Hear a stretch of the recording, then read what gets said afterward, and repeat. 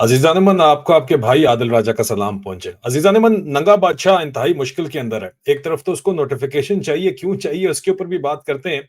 लेकिन दूसरी तरफ उसके नोटिफिकेशन जिस तरह वो चाहता है उसकी सूरत के अंदर न सिर्फ सियासी कुव्वतें परेशान है और खौफजदा है। क्यों खौफजदा है उसके ऊपर भी बात करते हैं। लेकिन उसके साथ साथ जज भी बगावत के लिए सर उठा रहे हैं और हक और सच के लिए सर सर उठा रहे हैं। और उनके साथ साथ जर्नैल भी अपनी सी कोशिश कर रहे हैं अंदर खाते लोगों को आगे करके कि किसी तरह नंगे बादशाह को रोका जा सके। अब नंगा बादशाह क्या नोटिफिकेशन चाहता है? नोटिफिकेशन तो वो चाहते हैं जनाब कि क्योंकि 27वीं आईनी तरमीम जो की जा चुकी है उसके ज़रिए एक नई अपॉइंटमेंट क्रिएट की गई है चीफ ऑफ डिफेंस फोर्सेस की, उसके ऊपर वो तैनाती 5 साल के लिए चाहते हैं और 5 साल 2025 से 2030 तक के लिए नई तैनाती चाहते हैं। लेकिन 26वीं तरमीम जो इससे पहले हो चुकी है उसमें उनकी जो ओहदा है, मुद्दत-ए-मियाद है चीफ ऑफ आर्मी स्टाफ के ओहदे की, वो 2 5 साल कर दी गई है, तो 2027 तक वो ऑटोमेटिकली की जा चुकी है। उसके लिए हुकूमत नून लीग का ये कहना है कि जी नोटिफिकेशन की जरूरत नहीं है, 2027 तक इसको रहना चाहिए। अब चीफ ऑफ डिफेंस फोर्सेस जो है, जो नया ओहदा 27वीं तरमीम में बनाया गया है, इसको 5 साल अगर ओहदा लगाया जाता है और साथ साथ आर्मी चीफ भी ये खुद ही रहना चाहता है चीफ ऑफ डिफेंस फोर्स, तो चीफ ऑफ डिफेंस फोर्स का ओहदा बना के आर्मी चीफ भी अगर उसके पास रहेगा तो आर्मी चीफ तो 5 साल के लिए होता है, वो तो 2027 में मुद्दत खत्म हो रही है।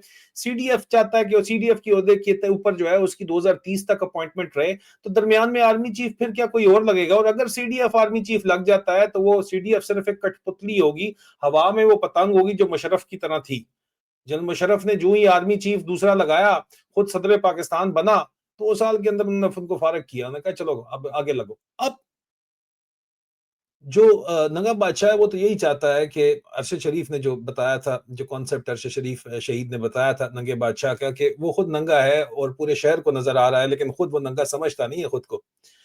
तो नंगा बादशाह चाहता तो यही है कि जनाब वो सीडीएफ के तौर के ऊपर आर्मी चीफ का ओहदा भी अपने पास रखे, लेकिन अगर ये ओहदा वो रखता है तो फिर सियासी कुव्वतें, चाहे वो नवाज शरीफ खानदान है, शरीफ खानदान है या जरदारी खानदान है, उनको अपना मुस्तकबिल शदीद तरीन खतरे के अंदर नजर आता है, क्योंकि 2027 से अगर ये आगे जाता है तो फिर उससे पहले भी ये अकाउंटेबिलिटी करना चाहता है और 28वीं तरमीम लाना चाहता है, और 28वीं तरमीम के तहत ये सूबे छोटे करना चाहता है एडमिनिस्ट्रेटिव बुनियादों के ऊपर, ताकि ब्यूरोक्रेट्स के जरिए आसानी से कंट्रोल किया जा सके। और सारी कहानी पैसे की है, एनएफसी अवार्ड की है, एनएफसी अवार्ड के चक्कर के अंदर ये उसको रिवर्स करना चाहता है, पैसा वापस लाना चाहता है।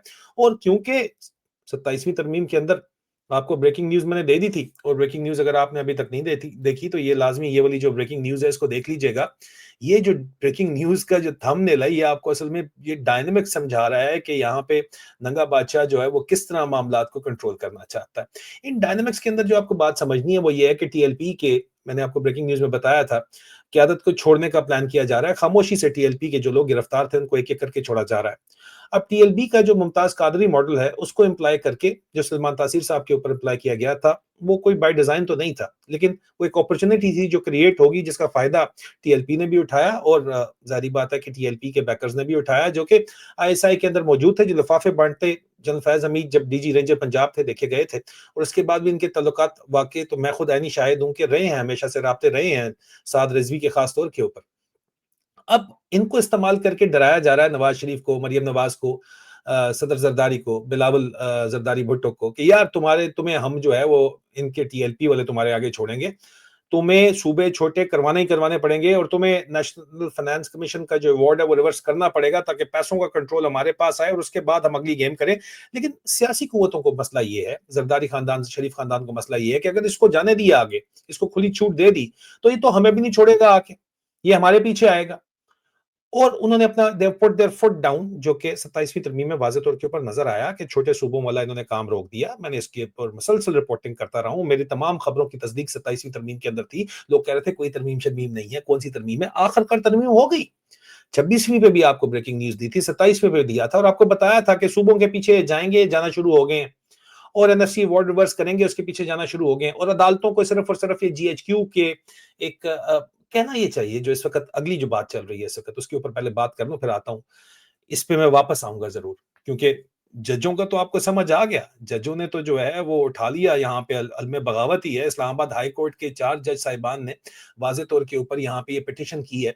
जस्टिस मोहसिन अख्तर कियानी ने फेडरेशन ऑफ पाकिस्तान और बाकिया को हेड करते हुए जस्टिस बाबर सत्तार भी इसके अंदर शामिल हैं, इसके अंदर और भी 2 जस्टिस साहिबान शामिल हैं। इन्होंने चैलेंज कर दिया 27वीं तरमीम को और इस बाकायदा तौर के ऊपर पिटीशन को सुप्रीम कोर्ट एंटरटेन ही नहीं करी, जिसको वो सुप्रीम कोर्ट जिसके चीफ जस्टिस साहब को, जस्टिस आफरीदी को, या आफरीदी को, मिलिट्री ब्रैट हैं, प्रोविंस हॉर्स के मेजर साहब के बेटे हैं, उनको शहजाद अकबर साहब, बैरिस्टर शहजाद अकबर साहब ठेकेदार कहते हैं। और जब मैं पूछता हूं कि ठेकेदार क्या वो सुप्रीम कोर्ट के हैं, वो कहते हैं नहीं, ये सुप्रीम कोर्ट के पार्किंग लॉट के ठेकेदार हैं शहजाद अकबर साहब ने। इस किस्म की बात जो है वो रिकॉर्ड के ऊपर आके की थी। और उनकी जो ये हरकत है उससे पता तो यही चल रहा है कि ठेकेदारी है सिर्फ, क्योंकि इस वक्त वाज़ेह तौर के ऊपर इन हालात के अंदर जहां पे जजों को, जज हाई कोर्ट के जजेस को, सुप्रीम कोर्ट के जज जो हैं वो इंसाफ नहीं दे रहे, तो फिर ये कहना तो बनता है कि यहाँ पे जो कानून है, कानून ही है ना, कानून चला रहे हैं, अंधा होता है जो, वो उसको जीएचक्यू की तवाइफ बन के रह गया और उनकी दलाली कर रहे हैं। फिर ये कहना बनता तो है। फिर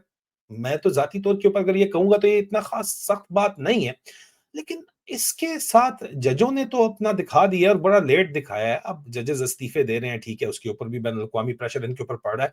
और सिर्फ ये प्रेशर नहीं पड़ा, आईएमएफ आके रिपोर्ट करती है कि पाकिस्तान के अंदर 5 खरब रुपए की पिछले 3 साल के अंदर करप्शन सिर्फ ऑन द टॉप हुई है, स्क्रैचिंग द सरफेस। अगर सिर्फ सरफेस को स्क्रैच करें तो 5 खरब, 5 trillion, IMF identifies corruption of 5 trillion rupees just in 3 years, calls it scratching the surface. मतलब नीचे तो अन्नी मची हुई है। कंट्रोल किसके पास है? पिछले 3 साल के अंदर इमरान खान के खिलाफ रजीम चेंज ऑपरेशन के बाद फौजी एस्टेब्लिशमेंट के पास कंट्रोल है और उनके मिलिट्री पार्टनर, फॉर्म 47 हुकूमत, पॉलिटिकल पार्टनर्स के पास है। और अब इस करप्शन की रिपोर्ट निकलने के बाद अगर आपको लगता है कि जर्नलों के पीछे जाएंगे, नहीं, ये जाएंगे, दोबारा वापस आ जाएं ब्रेकिंग न्यूज के ऊपर, ये जाएंगे शरीफों के पीछे और जरदारियों के पीछे। लेकिन उनके पीछे जाने से के लिए इनको अपने ऊपर नहीं आने देंगे बात, हालांकि ये इक्वल से ज्यादा पार्टनर हैं इस वक्त, जर्नल अपने ऊपर नहीं आने दे रहे। उनके लिए जरूरी है 27वीं तरमीम में छोटे सूबे करवा के, जरूरी था कि जनाब एनएफसी वार्ड रिवर्स किया जाता, लेकिन उन्होंने इसके ऊपर अपनी जो है वो पीपल्स पार्टी ने फुट डाउन किया। जाहिर बात है खामोशी से नवाज शरीफ इनके साथ होंगे, इनके खिलाफ वो इनकी जड़ें काटने के अंदर इनके सज्जन बेली कोई नहीं है, मजबूर हैं इस वक्त, क्योंकि जाहिर बात है कि 17 सीटें जीत के जी फेडरल गवर्नमेंट और पंजाब की गवर्नमेंट के ऊपर कब्जा किया हुआ, पब्लिक मैंडेट चोरी किया हुआ था, कुछ करन जोगे तो नहीं है। लेकिन उनके इंटरनेशनल एस्टैब्लिशमेंट के साथ राब्ते हैं और जरदारी साहब के अमेरिकन एस्टैब्लिशमेंट के साथ राब्ते हैं, और ये बातचीत तो इस वक्त चल रही है, ये फड्डा तो इस वक्त बना हुआ है बड़ा सीरियस। तो कहा इनको ये जा रहा है कि अब हम 28वीं के अंदर ये सब कुछ पूरी करेंगे, और अगर आप नहीं करेंगे तो फिर हम आपको देख लेंगे, फिर हम टीएलपी वाले भी आपको देखेंगे। सख्त बातें भी की जा रही हैं कि हमको छोड़ेंगे नहीं। उससे पहले लेकिन नोटिफिकेशन होगा तो देखेंगे ना। और नोटिफिकेशन में चीफ ऑफ डिफेंस फोर्सेस जो है वो 5 साल की अपनी गेम डालना चाहते हैं, और ये लोग चाहते हैं नहीं 27 के अंदर आर्मी चीफ के ओहदे के साथ 26वीं तरमीम के मुताबिक निकले। इस तरह के बहुत से ग्रे एरियाज हैं 27वीं तरमीम में और 26वीं तरमीम में, जिसको प्लग इन करने के लिए इस वक्त थरथली मची हुई है। और आसिम मुनीर साहब जो है वो नहीं चाहते कि इस चीज के ऊपर बातचीत किसी भी सूरत हो, इसलिए इस चीज के ऊपर डिबेट नहीं की जा रही। ये बात मैं आपको बता दूं, लेकिन जवाब कौन देता है ये बड़ा इंटरेस्टिंग है। पीपल्स पार्टी ने इस जो सामने स्पेयरड कर रहे थे, पीछे नवाज शरीफ साहब खामोशी से जरूर बैठे होंगे, लेकिन आखिर पीपल्स पार्टी था, उन्होंने जो नहीं होने दिया, सूबे नहीं छोटे बनने दिए और 18वीं तरमीम नहीं होने दी और इंटेक्ट उन्होंने काबू किया, और अब उनको धमकाया जा रहा है। तो उनको धमकाया गया, उनको धमकियां दी गई, और मैंने इसके ऊपर जो है इस ब्रेकिंग न्यूज के अंदर बात की, आप जाके देख लीजिएगा। इस धमकाने का, धमकियां देने का और बदमाशी है, जाहिर बात है, उसका जवाब जो है आसिम मुनीर को जरदारी साहब के ब्याह के ऊपर सैयद नासिर हुसैन शाह साहब देते हैं। जिस सूबे की असेंबली ने कयाम पाकिस्तान की बुनियाद डाली, उसे टुकड़ों में तकसीम करने की साजिश न किसी कौम के खिलाफ होगी, न किसी जमात के खिलाफ होगी, बल्कि पाकिस्तान और नजरिया पाकिस्तान के खिलाफ होगी। याद रहे 3 मार्च 1943 को कायदे आजम के हुक्म पर यह सिंध की असेंबली थी जिसने करारदाद पाकिस्तान की सबसे पहली तौसीक की, और फिर कयाम पाकिस्तान की तहरीक ने ऐसी जान पकड़ी कि पाकिस्तान बन रहा है, हिंदुस्तान बट रहा है। जनाब ये क्या हुआ? ये दोबारा से एक दफा हुआ है, पाकिस्तान खप्पे, सही पाकिस्तान खप्पे। नासिर शाह साईं जो है, हमने उनके साथ वैसे उनकी ये इंटरेस्टिंग चीज ये है कि कहा यह जाता है कि वो जरदारी साहब से बहुत ज्यादा क्लोज है, उनके बिहाफ के ऊपर बात कर रहे हैं, लेकिन वो सिर्फ जरदारी साहब से क्लोज नहीं है, यहाँ पे जर्नैल इन्वॉल्व आ जाते हैं। वो आईएसआई से भी बहुत ज्यादा क्लोज हैं, मतलब डीजीआईएसआई के साथ बराह रास्त वो कंट्रोल हैं। और मैं जानता हूं कि फौजियों से उनकी कितनी कुर्बत है, क्योंकि हमने भी बड़ी उनकी दावतें खाई हैं उनके फार्म हाउस के ऊपर जो कि डेजर्ट के अंदर है, पनुआकिल से जाके। तो नासिर शाह साहब का तलकात फौजियों से हमेशा से, आईएसआई के साथ खासतौर के ऊपर हमेशा से आईएसआई से बहुत ज्यादा क्लोज टर्म्स उनके रहे हैं। और डीजीआईएसआई को जाहिर बात है कि अमेरिकन बैकिंग इस वक्त हासिल है, उन्होंने मेजरी के जमाने से ही अमेरिका के साथ कोर्सेज किए हुए हैं। तो एक तरफ तो जजेस ने 27वीं तरमीम, आपके ख्याल के अंदर किस तरह जो है जजेस ने जाके 27वीं तरमीम चैलेंज कर दी अगर उनको किसी किस्म की बैकिंग नहीं थी तो? सवालिया निशान है या नहीं है? इन्हीं जजेस की फैमिलीज को उठा के उनके ऊपर तशद्दुद किया जा रहा है, उनके बेडरूम्स के अंदर कैमरे लगाए जा रहे हैं, लेकिन फिर भी वो जाके 27वीं तरमीम को चैलेंज कर देते हैं। तो ये चैलेंज जो है इसके पीछे आपके ख्याल में क्या कोई है या नहीं है? सुप्रीम कोर्ट अगर इसको चैलेंज कर नहीं है, इसको एक्सेप्ट करी तो कब तक नहीं एक्सेप्ट करेगी? ये बहुत बड़ी बात है। नासिर शाह साहब क्या अपनी मर्जी से इस किस्म का बयान दे सकते हैं? सवाल ही नहीं पैदा होता। उनको ज़ाहिर बात है कि सदर ज़रदारी और सिर्फ सदर ज़रदारी भी खामोशी से यह काम अकेला नहीं कर सकते। उन्होंने कहा था, सदर ज़रदारी कहता था कि उन्होंने कहा था कि एक सरदारी सबसे भारी और पाकिस्तान खप्पे का नारा लगाने के बाद उन्होंने कहा था कि हम लोगों ने यहीं पे रहना, तुम लोगों ने जाना है। मतलब पॉलिटिशियंस ने रहना, तुम लोगों ने चले जाना है। और इस चक्कर में अगर उनको इमरान खान के साथ भी इत्तेहाद करना पड़ा तो मुझे लगता है कि वो लोग कर लेंगे। इमरान खान साहब वैसे राजी नहीं है, नहीं तो ये तो इत्तेहाद वो कब के कर चुके होते। और इमरान खान साहब का प्रिंसिपल स्टैंस है, हम उसके साथ खड़े हुए हैं बिल्कुल। उनका प्रिंसिपल स्टैंस ये है कि मैं तरीके इंसाफ और मैं एंटी करप्शन के ऊपर आया हूं, अगर तो मैं किस तरह करप्ट एलिमेंट्स के साथ जाके मिल सकता हूँ। जिस तरह फौज ने सारी उम्र बताया कि जी ये हमारे साथ ये सारे चोर हैं और चोर डाकुओं को ओवरनाइट उन्होंने, जो जिनको खुद चोर डाकू ये लोग कहते थे, फौज वाले नैरेटिव उन्होंने बनाया था, उनको पावर दे दी और वो भी वोट चोरी करके। Just imagine. तो इस वक्त नोटिफिकेशन के ऊपर ये जो फंसा हुआ है ना सारा मामला, और ये जो इस वक्त बाकायदा तौर के ऊपर एक आईएसआई जजों, जर्नैलों और सियासतदानों का एक अलायंस है, ये नंगे बादशाह को चैलेंज कर रहे हैं इस वक्त। अब नंगे बादशाह को पता है वो नंगा है, लेकिन वो नहीं चाहता कि किसी तौर भी उसको सिर्फ एक चीज रोके हुए है, और वो इमरान खान। अगर इमरान खान दरमियान में कॉल दे देता है एहतजाज की, और ये जो इस वक्त सिर्फ जलसे मलसे हो रहे हैं, कभी चारसद्दा में, कभी पेशावर में, कभी कहीं पे, ये नेशनल लेवल के ऊपर आ जाते हैं और एक एहतजाज शुरू हो जाता है 27वीं तरमीम का, तो बैनुल अक़वामी एस्टैब्लिशमेंट को, जिनकी असल में नौकरी कर रहा है नंगा बादशाह, उनको पैगाम जाएगा कि स्ट्रीट्स इसके कंट्रोल में नहीं है, इसलिए उसने स्ट्रीट्स का कंट्रोल दिखाना है। ये हमारा जो है एनालिसिस है। आपको क्या लगता है? मेरे पास तो इस वक्त सिर्फ एनालिसिस नहीं है, मैं खबरें भी आपको बता रहा हूं, और खबरें ये कंफर्म मैंने आपको बताई थी ब्रेकिंग न्यूज के अंदर जो हमारे पास है, कि टीएलपी के जरिए धमकी दी जा रही है कि सलमान तासीर वाला हाल तुम लोगों का होगा। वो एक प्री प्लान्ड ऑप्शन नहीं था मुमताज कादरी वाला, जो होना था हो गया, लेकिन उसका हमेशा से फायदा उठाया गया।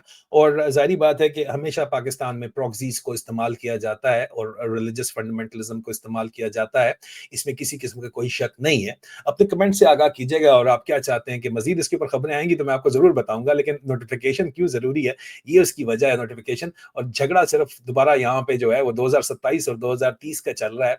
ये 5 साल का दोबारा से करवाना चाहते हैं, और वो कहते हैं नहीं, 27 में 5 साल आर्मी चीफ के पूरे हैं। तो ये झगड़ा पड़ा हुआ है, और इस झगड़े के अलावा 28वीं तरमीम अगर हो जाती है तो फिर उन्होंने छोड़ना किसी को भी नहीं है। अब एहतसाब के अमल से अगर इनको लगता है कि कोई पैसे ये वापस निकलवा लेंगे, तो पैसे किधर, कौन फौजी जर्नैलों के अपने पैसे नहीं निकल सकते? वो जाके दुबई में क्रिप्टो की रेगुलाइजेशन ये होने नहीं देते। कल सुबह इसके बाद एक वीलॉग आ रहा है, जरा वो भी सुन लीजिएगा। क्रिप्टो के मामला भी जो है वो क्लियर होने वाले हैं, लेकिन फिलहाल इसको सुनिए। रात बहुत ज्यादा है नॉर्थ अमेरिका के अंदर, और सो रहे हैं लोग यूके के अंदर, और पाकिस्तान में अभी अभी जागना अब शुरू हुए हैं। लेकिन बहरहाल बताइएगा, आगाह कीजिएगा कि आपके इसके ऊपर क्या कमेंट्स हैं, और बहुत जल्द आपको मजीद इसके ऊपर मैं अपडेट दूंगा। अपना ख्याल रखिए। मेंबर्स का बहुत बहुत शुक्रिया, पेट्रन्स का बहुत बहुत शुक्रिया। और अगर आपने अभी तक इसको सब्सक्राइब नहीं किया तो बहुत ज्यादा लॉगरिदम्स हैं। जो लोग इस वक्त अपना सौदा मुका लेते हैं इस एस्टेब्लिशमेंट के साथ, उनके लिए काम करने लग जाते हैं, उनके लिए बोलने लग जाते हैं, उनके तमाम फ्लो खुल जाते हैं, उनके यूट्यूब चैनल्स की के ऊपर कोई फायरवॉल्स नहीं लगती। तो ये बात जरा जहन के अंदर आप रख लीजिएगा कि आपकी सपोर्ट जो है वो दरकार है, अगर आप आवाज़ हक सुनना चाहते हैं, और अगर आपको लगता है कि कोई काम की बातें आप तक पहुंचती हैं, कोई अवेयरनेस पहुंचती है, और वाकई जो है we are speaking truth to power, तो आपकी सपोर्ट दरकार है। शुक्रिया। खुदा हाफिज।